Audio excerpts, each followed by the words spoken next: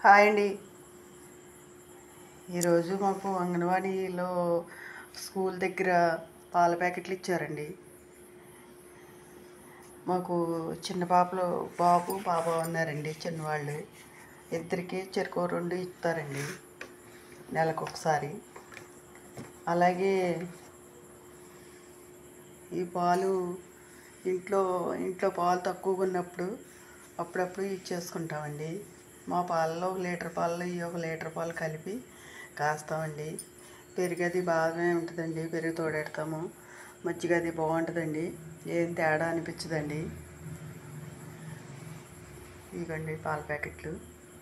అలాగే ఒక్కొక్క రోజు సేమియా కాస్తామండి. అలాగే ఒక్కొక్క రోజు అయితే సగ్గుబియ్యం వేసి పాయసం చేస్తామండి, ఇదే పాలతోటి. చాలా బాగుంటుందండి, ఏం తేడా మాత్రం తెలుస్తలేదండి.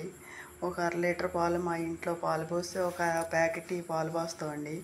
చాలా బాగుంటుందండి, తేడా ఏం తెలియట్లేదండి. అలాగే నెలకొచ్చి 24 కోడిగుడ్లు ఇస్తారండి ఇద్దరికి. అలాగే బాలామృతం పిండి ప్యాకెట్లు కూడా ఇస్తారండి. ఆ పిండి అయితే మాకు ఇంట్లో ఎవరికి యూజ్ అవుతలేదు కానండి, మా ఆవు పాలు ఇస్తుందండి. ఆ పాలిచ్చే ఆవుకి రోజు ఒక తవుడికి కుర్తులు వేస్తుంటేనండి చాలా బాగా యూజ్ అవుతుందండి ఆవుకి. 2 లీటర్లు ఇచ్చే ఆవు పాలు ఆ పిండి బాలామృతం పిండి వేసినాక 4 లీటర్లోకి వెళ్ళిందండి. మీరు గొప్ప చెప్తున్నాను అనుకోవద్దండి, అంత బాగా యూజ్ అయిందండి ఆ పిండి. మా ఆవు మాత్రం చాలా బాగుందండి. ఆ ఆవు పాలే మేము తీసుకుంటున్నామండి.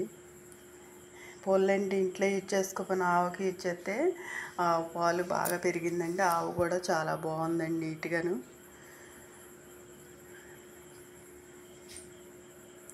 మా వీడియో నచ్చితే కనుక ఒక లైక్ చేయండి. మీ అందరి దయ వల్ల నా వీడియోలు మాత్రం చాలా బాగా వెళ్తున్నాయండి. మీ అందరి ఆశీస్సులు ఎప్పుడు నా మీద ఉంటాయని అనుకుంటున్నానండి. మీ అందరి ఆశీస్సులు నా మీద ఎప్పుడు ఎల్లకాలం ఉండాలండి.